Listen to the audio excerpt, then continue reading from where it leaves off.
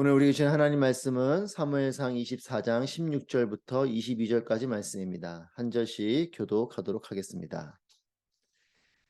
다윗이 이 말을 마치자 사울이 내 아들 다윗아 내 목소리가 아니냐라고 말하며 큰 소리로 울었습니다. 그가 또 말했습니다. 나는 너를 못살게 굴었는데 너는 내게 이렇게 좋게 대하니 내가 나보다 의롭구나. 내가 방금 내게 말해준 것처럼 여호와께서 내 손에 나를 넘겨주셨는데도 너는 나를 죽이지 않았다. 사람이 자기 원수를 만났는데 누가 해치지 않고 그냥 보내주겠느냐. 오늘 내가 내게 한 일로 여호와께서 내게 상 주시기를 바란다. 나는 내가 분명 왕이 될 것이고 이스라엘 왕국이 내 손에 세워지리라는 것을 알고 있다. 지금 여호와 이름으로 내게 맹세하여라. 내가 내 자손들을 끊어버리지 않고 내 이름을 내 아버지의 집안에서 지우지 않겠다고 말이다. 함께 있습니다. 다윗은 사울에게 그대로 맹세했습니다. 그러자 사울은 궁으로 돌아갔고 다윗과 그의 부하들은 요새로 올라갔습니다. 아멘. 오늘도 우리와 함께 하시는 살아계신 하나님을 찬양합니다. 주님의 은혜가 여러분들 가운데 충만하시기를 축복합니다. 우리가 살아가는 이 세상은 갈등이 멈추지 않습니다. 지금도 지구 어느 곳에서는 우리의 세상의 어느 한 구석에서는 계속 분쟁이 있고 갈등이 있고 다툼이 있습니다. 안타까운 이와 같은 분쟁과 다툼의 현실들을 보면서 이것이 해결되기를 우리는 소망합니다. 어떻게 이것을 해결할 수 있을까? 하지만 그 소망은 있지만 이 분쟁은, 이 다툼은 어딘가에서는 계속 이루어지고 있죠. 다윗과 사울도 이 갈등이 점점 고조되고 있었습니다. 사울을 제거해야 할 이 갈등이 끝날 것 같은, 사울을 제거해야지 이 갈등이 끝날 것 같은 그런 생각도 듭니다. 주변 사람들도 그런 조언을 했습니다. 다윗에게 이제는 도망만 칠 것이 아니고 기회가 주어지면 사울을 죽여야 되지 않을까 이런 마음이 있었고, 그런 기회가 왔을 때에 다윗에게 하나님이 주신 기회입니다 이렇게 말을 하면서 사울을 제거할 수 있는 그런 제안도 했습니다. 하지만 다윗은 하나님 앞에서 어, 결정을 하게 된 것, 그것은 기름 부은 왕을 해하지 않기로 선대하기로 결정을 하게 됩니다. 다른 사람들 말처럼 제거할 수 있는 기회가 왔지만 다윗은 그렇게 하지 않습니다. 그는 그 기회를 기회로 여기지 않고 하나님의 뜻대로 기름 부은 왕을 해하지 않는 그런 선대를 베풉니다. 이 현실 앞에 사울 왕이 서게 되는 것입니다. 16절 말씀입니다. 다윗이 이 말을 마치자 사울이 내 아들 다윗아 내 목소리가 아니냐라고 말하며 큰 소리로 울었습니다. 내 아들 다윗아, 큰 소리로 울었다. 호칭이 달라졌습니다. 다윗이 그전에는 원수 같은 자였고 제거해야 될, 죽여야 될 대상이었는데 자신에게 선대를 베푼 이 현실 앞에 사울의 마음은 달라집니다. 다윗을 향해 내 아들이라고 표현하고 있습니다. 그리고 그 눈에 있었던 도끼가 눈에 눈물로 바뀌는 이런 일이 벌어집니다. 사울의 마음이 달라진 것이죠. 원수가 아들이 되고 또한 도끼가 눈물이 되는 것, 이것은 그의 마음이 달라졌다는 것이에요. 그의 마음이 바뀌었다는 것입니다. 사울은 다윗을 그렇게 제거하고 싶었지만 결국 자신이 그런 처지에 있을 때 다윗이 선대를 베풀어 주는 것을 보면서 사울의 마음은 달라지게 되는 것입니다. 힘이 사람을 바꿀 것 같지만 하나님의 뜻을 따른 사랑이 상대방을 바꾸는 것입니다. 다윗이 힘으로 사울을 압제하고 그래서 사울의 눈물 가운데 눈물이 나고 다윗을 향해서 내 아들이라 고백하게 된 것이 아니고 다윗이 베풀어준 사랑 때문에 이 사울의 마음 가운데에는 변화가 일어나게 되는 것이죠. 여러분, 오늘 우리 이 아침에 우리도 다짐하고 또 결단하기 원하는 것은 사랑의 사람이 되기를 바랍니다. 용서의 사람이 되기를 바랍니다. 그 사랑이, 그 용서가 상대방을 변화시키는 것이에요. 때로는 우리는 힘으로, 때로는 뭔가 강하게 푸시하면 그 사람이 변할 것처럼 생각할 때가 있습니다. 자녀들을 향해서도 그렇지 않습니까? 하지만 사람이 변화되는 것은 사랑을 통해서 변화되는 것이에요. 진정한 하나님 닮은 사랑, 하나님의 뜻을 따른 그 모습 속에서 상대방이 바뀌어지는 것이죠. 사울이 스스로 이제 자신의 마음을 고백합니다. 17절입니다. 그가 또 말했습니다. 나는 너를 못살게 굴었는데 너는 내게 이렇게 좋게 대하니 내가 나보다 의롭구나. 자신과 다윗을 비교하는 것입니다. 내가 나보다 의롭구나. 다윗 너가 나보다 더 훌륭하다. 이 말을 하죠.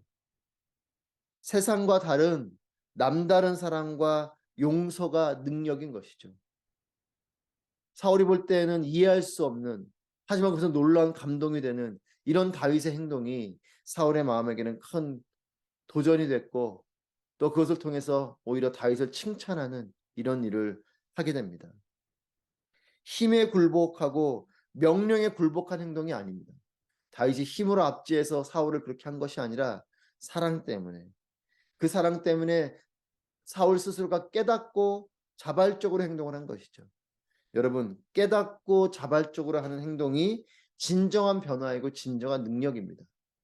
억지로 시켜서 하는 것보다 스스로가 깨닫고 하는 것이 놀라운 변화이지 않습니까? 상대방이 이와 같은 놀라운 변화가 일어나는 것은 힘이 아니라 하나님의 뜻이요 하나님의 사랑인 것이죠.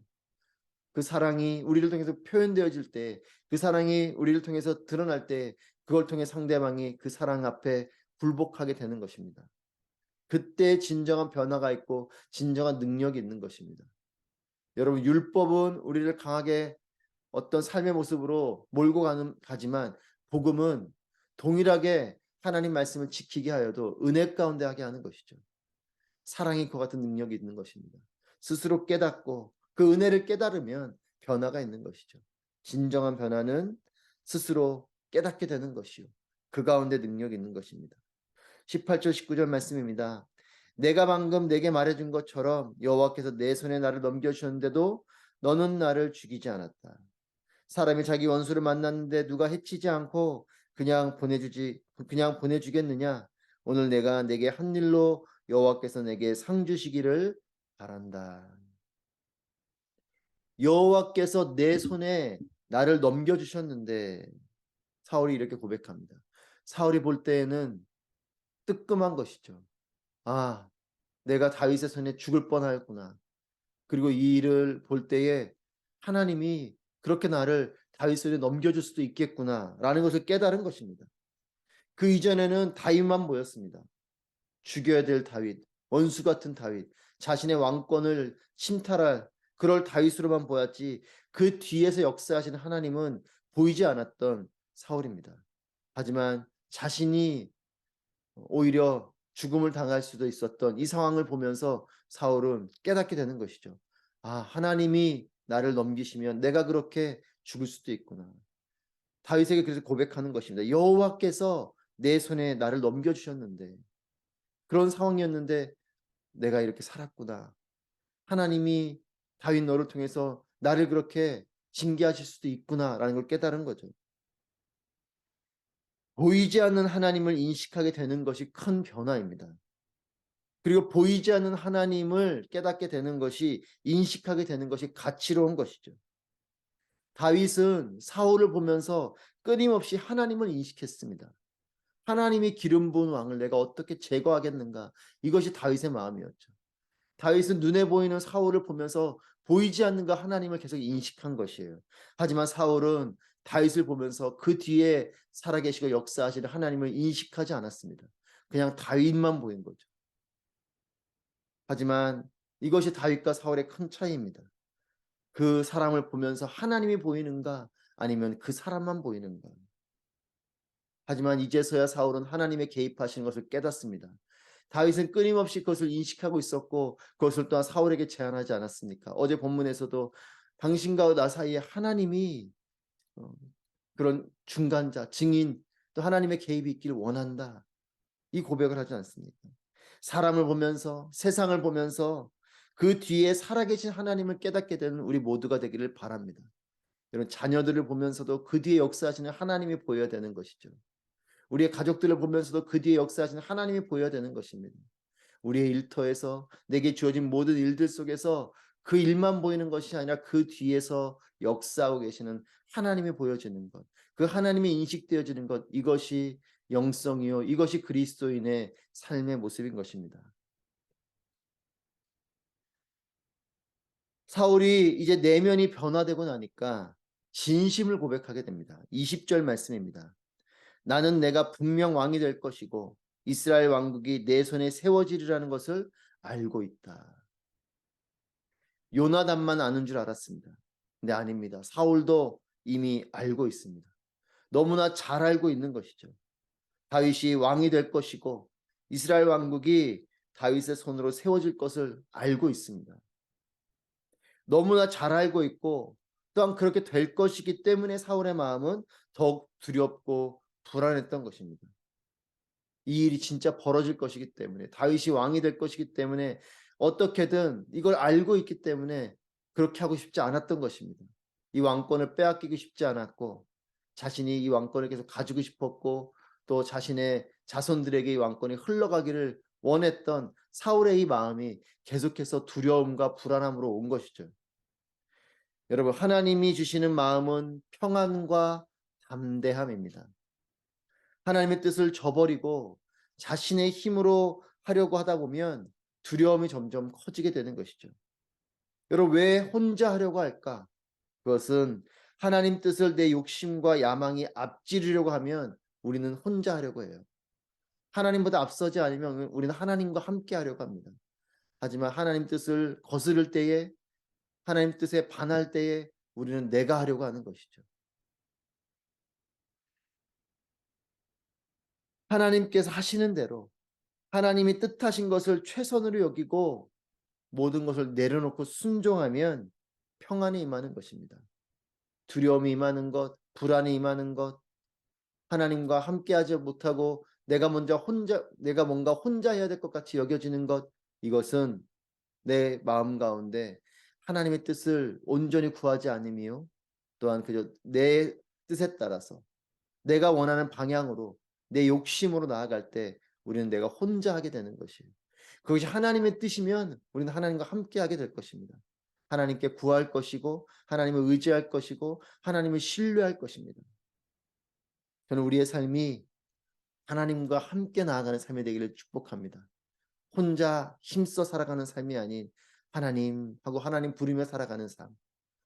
나의 삶이, 내가 가는 방향이 하나님과 동행하는 삶이고 하나님이 기뻐하시는 삶이다. 이 믿음의 고백으로 나아가면 우리는 평안이 임할 것이고 하나님이 함께 하시기 때문에 염려도 있고 근심도 있고 어려움들도 있지만 우리에게는 두려움과 불안보다는 평안과 담대함이 임하게 될 것이에요.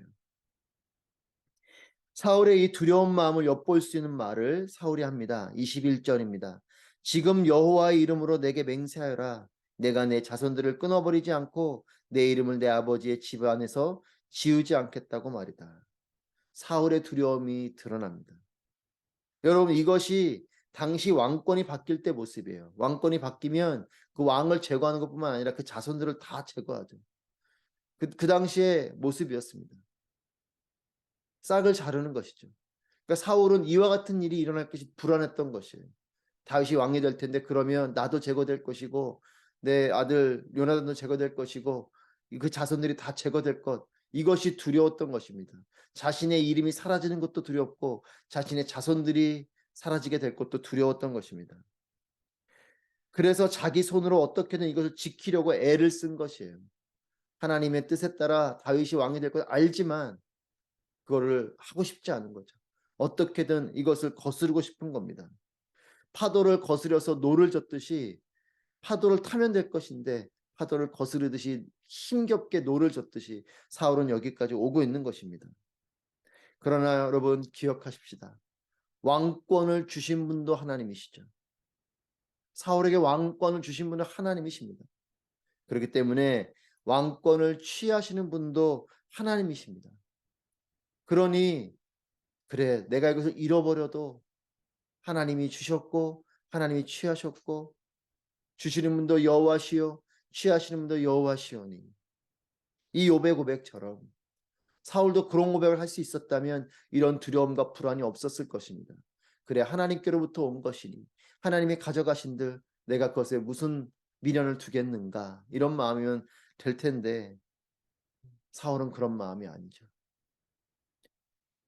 여러분 내 안에 있는 그 모든 것들이 존재하게 되던 또한 그것이 사라지게 되던 이 모든 것이 하나님의 것이다 이렇게 고백하면 평안할 수 있습니다.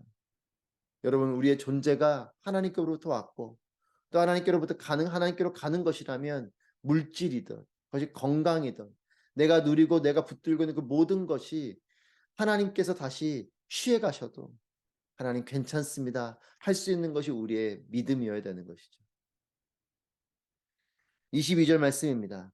다윗은 사울에게 그대로 맹세했습니다. 그러자 사울은 궁으로 돌아갔고 다윗과 그의 부하들은 요새로 올라갔습니다. 이제 평화가 찾아왔습니다. 사울은 궁으로 갔습니다. 그리고 다윗은 엔게디 요새로 가게 됩니다. 잠깐의 평화일지 모르지만 이제 평화가 찾아왔습니다. 각자의 자리로 간 것이죠. 각자의 자리에 잘 있는 것이 평안입니다. 하나님께서 부르신 곳에서 하나님께서 명하신 일을 하며 살아가는 것 이것이 평안인 것이에요. 하나님이 나를 오른쪽으로 부르셨으면 오른쪽에 있는 게 평안입니다. 내가 왼쪽에 있고 싶어도 오른쪽에 있어야 평안인 것이에요. 내가 왼쪽에 있으려고 하면서부터 갈등이 일어나고 분쟁이 일어나고 삶이 전쟁터 같아지는 겁니다. 하나님이 있게 하신 곳, 하나님이 하게 하신 일, 하나님께서 주신 그 모든 것들을 그대로 순종하며 살아가면 그곳 가운데 평안이 있습니다. 다윗과 사울의 차이는 분명합니다. 하나님에 대한 인식과 마음인 것이에요. 동일한 상황이어도 동일한 것을 보아도 다윗은 하나님을 인식하며 살아간 삶이요. 사울은 그저 그것이 보이는 사람입니다. 왕권이 되었던 사람이 되었던 다윗은 그 왕권을 통해서도 사람을 통해서도 하나님을 인식했던 사람이고 사울은 왕권도 사울도 다윗 사람도 그저 자신의 힘으로 하려 했던 이런 사람입니다. 여러분 모든 상황 속에서 하나님을 인식하는 삶이 되시기를 축복합니다. 배가 파도에 자신을 맡기듯이 하나님께 나의 삶을 맡겨드리면 평안이 임하게 될 것입니다. 하나님께서 가게 하시는 곳으로 흘러가게 되는 것입니다. 하나님의 축복과 평안이 늘 여러분과 함께 하시기를 주님의 이름으로 축복합니다.